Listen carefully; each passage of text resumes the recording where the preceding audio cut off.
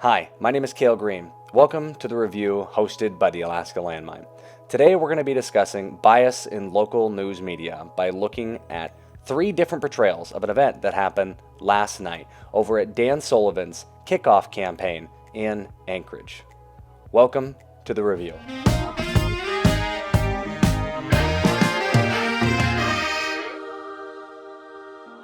The only way we can do this correctly before we start going into which media outlet said what and why they said it is if we just watch the first-hand video account we could find of the event. Now, this first video and what was talked about by the ADN was initially posted by the Alaska Landmine, which of course is the parent site for the review. So let's watch that from top to bottom so we could understand what everyone's talking about before we get into this thing.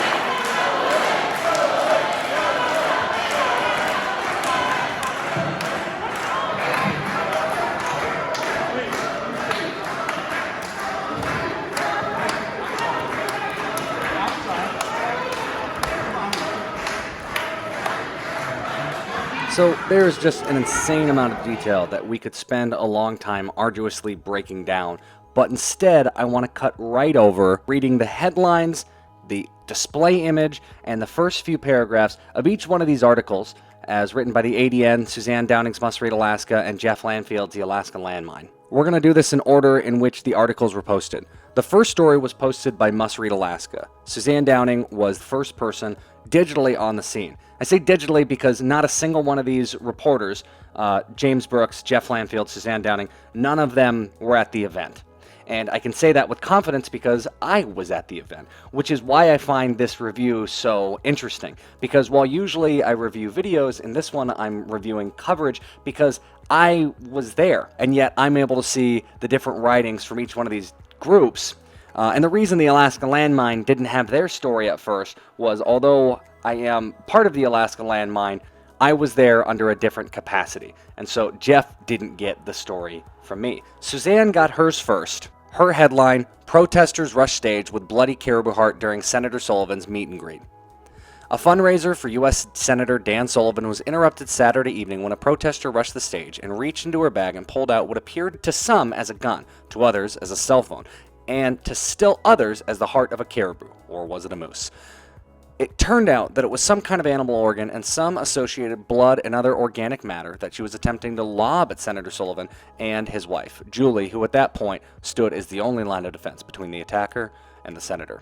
A brief tussle ensued as the attacker was brought to the ground, and then she and her several accomplices were removed from the hangar near the Ted Stevens International Airport, where the fundraiser had brought together over 150 supporters of the senator. Sullivan campaign had been tipped off that Al Gross supporters were coming in to disrupt the event, as they had earlier done in Fairbanks. Trackers for Growth had been to other Sullivan events, but this was the most violent attack so far. I want to be clear that despite Jeff Lanfield's relationship with Suzanne Downing, I like her. I want to take a minute to acknowledge that Must Read Alaska is a publication that purposefully leans right. It's one of the only organizations in the state to lean right and captures a decent amount of voters and readers throughout the state because of its purposeful lean into more conservative rhetoric. You can see that most clearly when she's talking about the Al Gross supporters. Now, nowhere in this video, nowhere in any of the information that we saw could these or should these be identified as Al Gross supporters. I saw nothing. I'd be curious as to where she got the information that they were, saying that this Trackers for Gross had been to other Sullivan events, but this was the most violent attack so far. Again, no evidence that that was the case. The third story, protesters carrying a caribou heart rushed the stage at Dan Sullivan campaign event in Anchorage. Protesters carrying a banner and an animal heart interrupted a Saturday evening event in Anchorage launching Senator Dan Sullivan's campaign for re-election to the U.S. Senate. After the protesters were restrained and escorted out by campaign staff and attendees, they issued a written statement saying their protest was peaceful and they intended to file assault charges. A video first posted by the Alaska Landmine political blog shows a woman in red rushing a small stage in the Anchorage hangar that housed the event. The woman is knocked to the floor by Sullivan's campaign manager, Matt Shuckero, but the video shows a second woman walking up to the stage and attempting to pull an object from her handbag. After the protesters were taken out of the building, that object was revealed to be a caribou heart. Okay, so let's just start with, in the same way that Suzanne Downing's piece was wrong and slanted to the right, this piece is wrong and slants to the left. I say that this piece slants to the left because of the information in the order in which it's presented, also the lack of information presented. In this one, now mind you, we just watched the video, the same video that James Brooks is reporting off of. He starts by saying that a woman in red rushed a small stage in the Anchorage hangar that housed the event. That's untrue. Look at the video right here, and we can see that she didn't rush the stage. She rushed to block and body check the campaign manager, Matt Shuckero. And I mean, this isn't a small check. This girl like played hockey or something, because that was shoulders, elbows, hips. That was a body check. If that was in hockey, Matt Shuckero could have been leveled against the boards and the glass as onlookers watched with horror as the member of their team got slammed. Luckily, it doesn't seem like he was too hurt from it. However, portraying it as a woman in red who rushed a small stage when what she was doing was rushing to body check or potentially even assault a member of Dan Sullivan's campaign team. The woman is knocked to the floor by Sullivan's campaign manager, Matt Shuckero, but the video shows a second woman walking up to the stage and attempting to pull an object from her handbag. Again, the order of operations is so important here because, as we can see in the video, that woman, who's presented as the second piece of information, was actually the first woman to walk up to the stage. And in response, Matt Shuckero decided to walk forward toward the stage. So this order of operations, a woman in red rushes to the stage, a Sullivan staffer slams her to the ground, and then another woman walks onto the stage. We have to switch the order and put the woman on stage over here and say a woman walked onto the stage. In response, the Sullivan campaign manager, Matt Shuckero, walked toward the stage. While he was walking toward the stage, he got slammed, and then in self-defense, he knocked her down. We can see that right here in the video, and yet here's the ADN, which is the largest publication in the state of Alaska. The ADN, which has been, and probably will continue to be, the written history for Alaska and Alaskans going into the future. Here's how they portray the event. What's insane to me as well about the ADN's coverage is that if you scan the article and look over the information inside of it, you'll see that two sides weren't truly presented. Most of the time, for a news story to be seen or heard as objective, you have side A and side B. Okay? Side A is the person who was involved, side B is the other person who was involved. And that's how news used to be conducted and presented. But anymore, you don't need that. You don't need primary source A and primary source B. You only need someone who seems on the surface like they're from primary source B, and you can have primary source A. So these women who issued a press release to a staged protest at a campaign rally where no media was present to cover, these women got to write the narrative. The only people that it looks like Brooks talked to was Senator Mia Costello, which, let's look at the video. Where is Mia Costello standing? How good of a view do you think Mia, nice as she is, got? She's not that tall. Mia said, "I came home and didn't even say anything to my husband. It wasn't that significant." From her vantage point, that's 100% true. The other statement that he got, "I saw a number of people, including the former mayor, Dan Sullivan, acting like bouncers."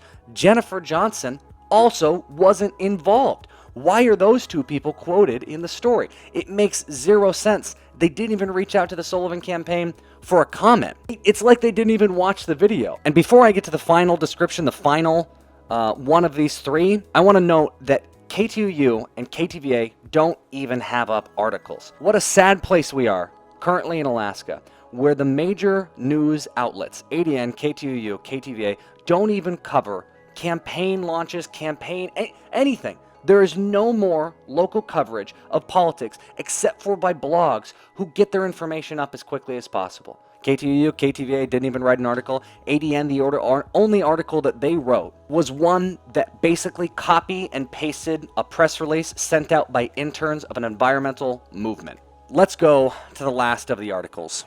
Jeff Landfield over at the Alaska Landmine. Video shows protesters charge stage at Senator Sullivan's kickoff fundraiser. The title seems fairly accurate. As Senator Sullivan was being introduced by his wife Julie at his kickoff fundraiser tonight, a female protester approached the stage holding a bag. As Sullivan's campaign manager Matt Shekaro attempted to intervene, another woman charged him. Video obtained by the landmine shows the entire thing, and it's super loose. Shekaro threw the woman who charged him, who was trying to prevent him from getting to Sullivan, to the ground and then rushed to Sullivan and his wife. The woman who had initially approached Sullivan and his wife tried to reach into a bag, but Shekaro initially prevented her from doing so. Not long after, she pulls out of her bag what looks to be the heart of either a moose or caribou and tries to throw it. I think the initial reason I wanted to do this video and talk about this at all was there's clearly a problem with our local coverage. Okay, when organizations like the Alaska Landmine, and mind you, that's a group that I'm a part of.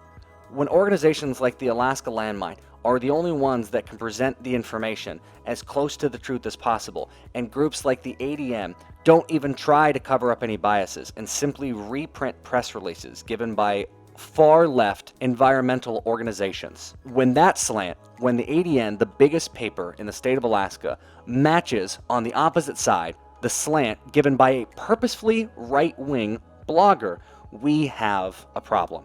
I think what's so troubling about this whole thing, really at the end of the day, is even though I'm part of the Alaska Landmine, even though this is being recorded to go onto the Alaska Landmine, and while I was wearing a different hat yesterday at the event, I was still able to see it. And now looking at the coverage, I'm able to see very correctly what slant is in what direction. I think what's troubling is that the group that this is being recorded for, the Alaska Landmine, is somehow the closest to the truth. That should scare everybody. That the ADN, which it doesn't matter what Jeff or Suzanne write at the end of the day because their audience is still dwarfed by that of the ADN. But for the ADN to be the definitive guide of what happened in the present and for the past, it should be troubling that we see this type of writing and how blatant it is. I'm not purporting to be a journalist. This is an opinion show. I want to make that really clear. But if other people want to share their opinions, if other people want to have their spin on reality, then it needs to be labeled as such. And we should expect better from organizations like the ADN. We need to expect better from our news in general in Alaska.